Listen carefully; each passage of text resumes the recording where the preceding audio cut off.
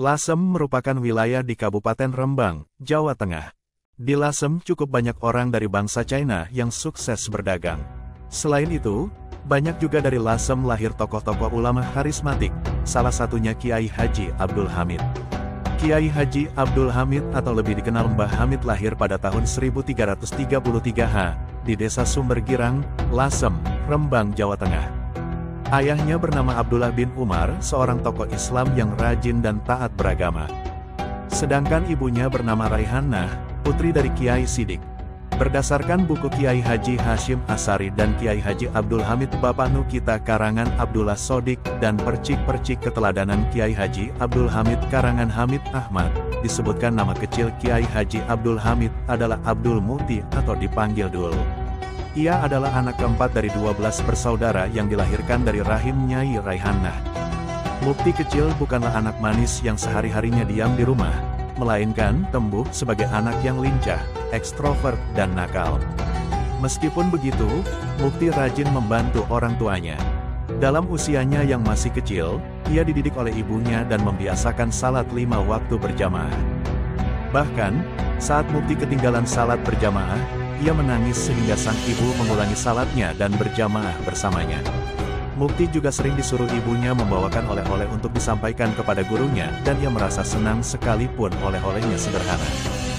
Hal ini menunjukkan bahwa masa kecil Mukti bersih dari sifat sombong. Pada saat itu di Lasem memiliki ulama besar yang disegani masyarakat, yakni Kiai Masum, Mbah Masum, Kiai Baidowi, dan Kiai Muhammad Sidik. Masa pendidikan pada usia 7 tahun, Mukti dididik dan dibimbing sendiri oleh ayahnya dalam belajar Al-Quran dan dasar hukum Islam. Pada usia 7 tahun itu pula ia sudah hafal Nadam Balagah Jawahir Al-Maknun. Kemudian dalam usia 9 tahun ia sudah mulai menghafalkan kitab gramatika bahasa dan sastra Arab Alfiyah Ibnu Malik yang juga dengan bimbingan langsung dari ayahnya. Sebagai orang yang taat beragama, ayah maupun ibunya memang mengharapkan agar anaknya bisa menjadi orang yang berbudi luhur di kemudian hari. Pada usia 12 atau sekitar tahun-tahun 1926 sampai tahun 1927, ia dipondokkan ke pesantren Kasingan Rembang. Pesantren ini diasuh oleh Kiai Haji Kholil bin Harun, mertua Kiai Haji Bisri Mustafa. Di pesantren Kasingan ia mendalami ilmu gramatika bahasa dan sastra Arab seperti ilmu nahwu, sorof, balagah dan arud selama kurang lebih 1,5 tahun. Pada usia 13, ia diperintah ayahnya dan mengabdi kepada kakeknya Kiai Muhammad Sidik, Mbah Sidik, di Jember, Jawa Timur. Dikisahkan, pada saat Mukti berada di rumah kakeknya, Mbah Sidik, tiba-tiba datanglah Rasulullah SAW dan saat itu ia sedang bersama kakeknya. Rasulullah SAW bertanya kepada Mbah Sidik, "Siapakah anak ini?" Mbah Sidik menjawab, "Ini cucu saya." Kira-kira 2 tahun kemudian, Rasulullah SAW datang kembali dan berpesan kepada Mbah Sidik supaya cucunya yang bernama Abdul Hamid diajak pergi haji. Kala itu, Abdul Hamid berusia 15 tahun, diajak Mbah Sidik menunaikan ibadah haji. Konon ketika ziarah ke makam Rasulullah SAW, mereka bertemu muka dengan Rasulullah SAW dan sempat bersalaman. Keduanya juga mencium tangan Rasulullah SAW, bukan dalam keadaan tidur. Setelah pulang dari ibadah haji di Makkah, Kiai Hamid melanjutkan belajarnya di pondok pesantren Remas yang didirikan oleh Kiai Manap. Pada saat itu pesantren Remas diasuh oleh Kiai Dimyati bin Abdullah bin Manap. Mula-mula pada saat di pondok Remas Kiai Hamid hidup prihatin karena kiriman ayahnya hanya cukup untuk makan nasi tiwul. Celakanya, lokasi warung langganan Hamid jauh dari pondok. Apa boleh buat kaki melangkah setiap hari dengan memakai celana panjang dan bersepatu persis halnya orang berangkat ke kantor. Sepatunya disemir dengan mengkilap. 5 tahun di sana, ia ditunjuk sebagai lurah pondok. Kala itu ia sekurun waktu dengan Kiai Abdul Ghafur Pasuruan, Kiai Harun Banyuwangi, dan Kiai Masduki Lasem. Selain sebagai lurah pondok, Kiai Hamid muda juga mengajar ilmu fikih, hadits, tafsir, dan sebagainya. Sehingga ia pun mulai mendapatkan bisyarah dan tidak memerlukan lagi kiriman dari orang tuanya, setidaknya tidak perlu makan nasi tiwul. Adapun perubahan nama Abdul Mukti menjadi Abdul Hamid dalam hal ini ada 2 versi. Menurut buku karya Hamid Ahmad disebutkan, begini orang-orang itu banyak yang memanggilku Haji Hamid atau Kiai Hamid, daripada orang-orang keliru lebih baik aku saja yang ngalah namaku diubah menjadi Hamid. Namun, tidak jelas kapan nama itu berubah. kata Kiai Hamid saat wawancara Kiai Haji Zaki Ubaid. Sedangkan menurut buku karya Abdullah Shodiq, nama itu berubah ketika ia mondok ke Kasingan Rembang sekitar usia 12-13 tahun. Kiai Hamid menikah di usia 22 tahun dengan sepupunya sendiri yakni Nyai Hanafisah bin Kiai Haji Ahmad Kusyairi bin Kiai Haji Muhammad Siddiq. Pernikahan mereka berlangsung pada hari Kamis tanggal 12 September tahun 1940 Disebutkan dalam undangan akad nikah dilangsungkan di Masjid Jami Pasuruan pukul 13 waktu Indonesia Barat, kemudian dilanjutkan walimah pada pukul 14 waktu Indonesia Barat. Namun, hal ini tidak sesuai rencana karena mempelai pria terlambat datangnya. Terpaksa acara walimah dimulai saja meski tanpa kehadiran mempelai pria. Baru pada pukul 17 waktu Indonesia Barat, rombongan yang ditunggu datang juga. Akibatnya, para tamu sudah pulang dan akad nikah disaksikan oleh beberapa keluarga saja. "Kok cek telat kok datang telat?" tanya Kiai Haji Ahmad Kusyairi kepada Mbah Masum selaku pemimpin rombongan dari Lasem. "Anu, takjak, saya ajak, mampir ziarah ke makam Sunan Ampel, Sunan Bonang, dan Sunan Derajat," jawab Mbah Masum. "Lah manten, pengantin, kok diajak ziarah?" ujar Kiai Haji Ahmad Kusyairi. Dari perkawinan ini mereka dikaruniai 5 orang anak, yakni Muhammad Nu'man, Muhammad Nasih, Muhammad Idris, Anas, dan Zainab. 2 yang disebut terakhir meninggal sewaktu mereka masih kecil. Kiai Hamid menjalani masa-masa awal kehidupan keluarganya dengan tidak mudah. Selama beberapa tahun ia harus hidup bersama mertuanya di rumah yang jauh dari mewah. Sedangkan untuk menghidupi keluarganya, tiap hari ia mengayuh sepeda sejauh 30 km pulang pergi, sebagai belantik sepeda. Sebab, kata Kiai Elbris, pasar sepeda waktu itu ada di Desa Porong, Pasuruan, 30 km ke arah barat kota Pasuruan.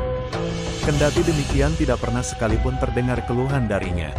Bahkan ia sedemikian rupa dapat menutupinya sehingga tak ada orang lain yang mengetahui. Uwong tuwo kapan ndak digudo karo anak utawa keluarga, ndak endang munggah derajate, orang tua kalau tidak pernah mendapat cobaan dari anak atau keluarga, dia tidak lekas naik derajatnya, katanya suatu kali mengenai ulah seorang anaknya yang agak merepotkan. Kesabaran Kiai Hamid juga diterapkan dalam mendidik anak-anaknya. Menurut Kiai Idris, mereka tidak pernah mendapat marah, apalagi pukulan dari ayahnya. Ayahnya lebih banyak memberikan pendidikan lewat keteladanan. Nasihat sangat jarang diberikan. Akan tetapi, untuk hal-hal yang sangat prinsip, salat misalnya, Kiai Hamid sangat tegas. Setelah beberapa bulan setelah menikah, Kiai Hamid diperintah oleh Kiai Haji Ahmad Kusyairi menggantikan kedudukannya sebagai pengasuh pondok pesantren Salafiyah. Sedangkan Kiai Haji Ahmad Kusyairi pindah ke Glenmore Banyuwangi, mengajar dan mendirikan pesantren sendiri. Kiai Hamid memang sosok yang rajin belajar. Ia sering membeli kitab untuk dipelajari sendiri. Bahkan, setelah berkeluarga di Pasuruan, ia masih mengaji kepada Habib Ja'far bin Syichan Assegaf, seorang tokoh ulama yang sudah terkenal waliullah. Menurut beberapa riwayat, sewaktu berada di Pasuruan Kiai Hamid mempunyai rutinan yakni setiap sore menghadiri pertemuan pengajian dengan metode muzakarah yang diselenggarakan oleh Habib Ja'far bin Syichan pukul 16.30 sampai 19.30 WIB. Dalam pengajian tersebut dihadiri oleh para ulama yang spesifik membahas diniyah ini, dipergunakan kitab Ihya Ulumuddin karya Imam Ghazali. Dalam hal ini Kiai Hamid sering ditunjuk oleh Habib Ja'far sebagai juru bicara untuk menyampaikan kesimpulan aplikasi masalah dari beberapa poin kalimat. Berkat kumpul dengan para ulama terutama Habib Ja'far kewalian Kiai Hamid mulai tampak, meskipun sebelum bertemu Habib Ja'far kewalian Kiai Hamid sudah ada. Dalam artikel Nu Online Jatim, mengenal lebih dekat sosok Mbah Hamid Pasuruan, diceritakan bahwasanya Kiai Haji Abdul Hamid pergi ke Baghdad setiap tahun. Bermula dari kisah yang dialami langsung oleh Kiai Masyudi, Sanan Kulon, Blitar, yang diceritakan sekitar tahun 2007 hingga 2008 sebelum wafat. Sebelumnya kisah ini tidak pernah diceritakan ke siapapun, hal itu atas permintaan Kiai Hamid sendiri ketika masih hidup. Al-Kisah, di awal tahun 80-an Kiai Masyudi melaksanakan ibadah haji, pada saat salat Jumat di Masjidil Haram. Tanpa sengaja berkenalan dengan seorang syekh dari Baghdad yang bernama Syekh Hasan. Mengingat keduanya memang alim dan fasih, perkenalan berbincangan menjadi akrab diliputi kehangatan dalam bahasa Arab. Kejanggalan terjadi saat Kiai Masyudi mengenalkan bahwa dirinya berasal dari Jawa Timur. Syekh Hasan bertanya yang jika diindonesiakan kurang lebih begini, apakah Anda kenal dengan Kiai Abdul Hamid Pasuruan? Kiai Masyudi agak kaget dan balik bertanya, beliau itu guru kami yang masyhur kealimannya. Ya Syekh Hasan, dari mana Anda mengenal Kiai Hamid? Ternyata jawaban Syekh Hasan lebih mengagetkan lagi. Yang intinya bahwa ia kenal baik dengan Kiai Abdul Hamid Pasuruan, sebab sang Kiai selalu hadir pada acara Hail Syekh Abdul Qadir Jailani di Baghdad. Tidak hanya itu, saat di Baghdad Kiai Hamid selalu bermalam di rumah Syekh Hasan ini rutin setiap tahun. Singkat cerita, selepas salat Jumat sebelum keduanya berpisah, Syekh Hasan mengakhiri percakapannya dengan menitipkan salam kepada Kiai Hamid, yang intinya Syekh Hasan menunggu kedatangan Kiai Hamid pada Hail Syekh Abdul Qadir tahun depan di rumahnya di Baghdad. Sesampainya di tanah air, karena amanat titipan salam Syekh Hasan, Kiai Masyudi sowan langsung kepada Kiai Hamid. Baru sampai di depan rumah, sang tuan rumah langsung keluar mempersilakan Kiai Masyudi masuk, seolah sudah tahu maksud kedatangan tamunya. Bahkan Kiai Hamid mendahului menyapa dengan berbisik ke telinga Kiai Masyudi, "Nak Masyudi, jangan cerita ke siapa-siapa ya kalau bertemu Syekh Hasan. Salam sudah saya terima, mohon jangan cerita siapa-siapa." Setelah Kiai Hamid wafat, Kiai Masyudi menyampaikan kisah ini kepada salah satu menantu Kiai Idris, putra Kiai Hamid, agar menanyakan langsung ke Kiai Idris Hamid, apakah dahulu abahnya setiap tahun selalu pergi ke Baghdad. Namun putra Kiai Hamid itu menjelaskan, bahwa abahnya belum pernah pergi jauh kemana-mana, kecuali pada saat melaksanakan haji. Subhanallah, karamahnya para wali. Memang, dalam buku Ziarah Wali Kiai Hamid Pasuruan dan Tradisi Islam Nusantara karangan Dr. Badrudin, MH diceritakan karamah Mbah Hamid Wuruk Sakdurunge Winarah, tahu sebelum kejadian. Diceritakan, suatu ketika ada seorang tamu dari luar kota sowan kepada Kiai Hamid. Seperti biasa para tamu memberikan amplop atau uang kepada Kiai Hamid, sebagai bentuk penghormatan atau dikenal dengan istilah, salam templek. Orang yang sowan ingin memberikan uang sebesar Rp10.000 kepada Kiai Hamid. Namun, karena terburu-buru, dia belum sempat menukarkan uang sehingga masuk ke dalam Kiai Hamid dia mempunyai selembar uang Rp10.000. Rencananya uang Rp10.000 diberikan kepada Kiai Hamid, dan sisanya dibuat ongkos pulang ke daerahnya. Dia mencoba menukarkan uang kepada para tamu di sampingnya, tetapi para tamu tidak ada yang mempunyai uang pecahan Rp10.000. Tiba-tiba Kiai Hamid keluar untuk menemui para tamu, termasuk orang tadi. Semua tamu bergegas sowan dan duduk di depan Kiai Hamid. Setelah selesai semua tamu berpamitan kepada Kiai Hamid, termasuk orang itu.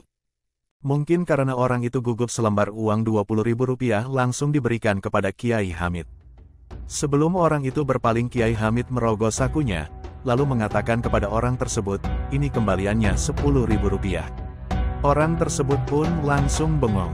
Umat menangis. Dalam buku Percik-Percik Kiai Haji Abdul Hamid karangan Hamid Ahmad, juga disebutkan Mbah Hamid wafat pada hari Sabtu tanggal 25 Desember tahun 1982 Masehi, tepat pada pukul 3 waktu Indonesia Barat, atau dini hari.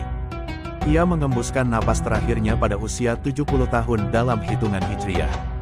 Seorang tokoh besar, tokoh panutan meninggalkan umatnya. Innalillahi wa inna ilaihi rajiun. Kabar pun segera menyebar lewat radio, dari mulut ke mulut, dan dari telepon ke telepon. Kala itu umat datang berbondong-bondong untuk melayat ke rumah duka sejak pagi. Mereka berasal dari berbagai penjuru. Umumnya seperti tidak percaya Kiai Hamid wafat. Melihat banyaknya pelayat keluarga tidak mau mengambil risiko, khawatir keranda rusak karena bakal jadi rebutan pelayat. Menjelang asyar keranda dibawa ke masjid. Keranda itu berjalan dari satu tangan ke tangan yang lainnya karena saking padatnya pelayat, sehingga tidak bisa berjalan. Terjadilah tarik-menarik keranda yang hendak keluar lewat gerbang barat atau timur. Konon, dari rumah ke masjid dibutuhkan waktu hingga 2 jam.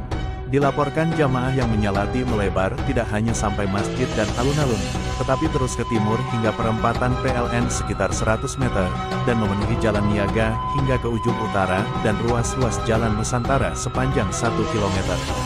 Kiai Haji Ali Masum bertindak sebagai imam salat.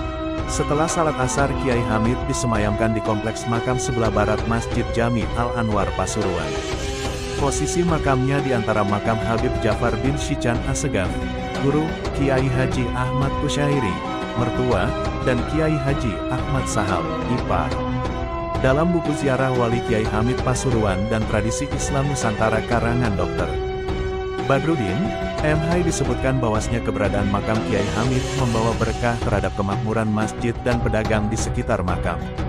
Setiap hari makam Kiai Hamid tidak pernah sepi dari peziarah lokal atau luar kota.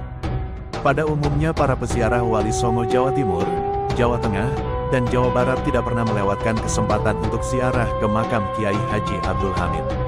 Tidak cuma itu, semenjak ada makam Kiai Haji Abdul Hamid, setiap malam Jumat Legi kawasan sekitar masjid dan alun-alun kota Pasuruan menjadi ramai.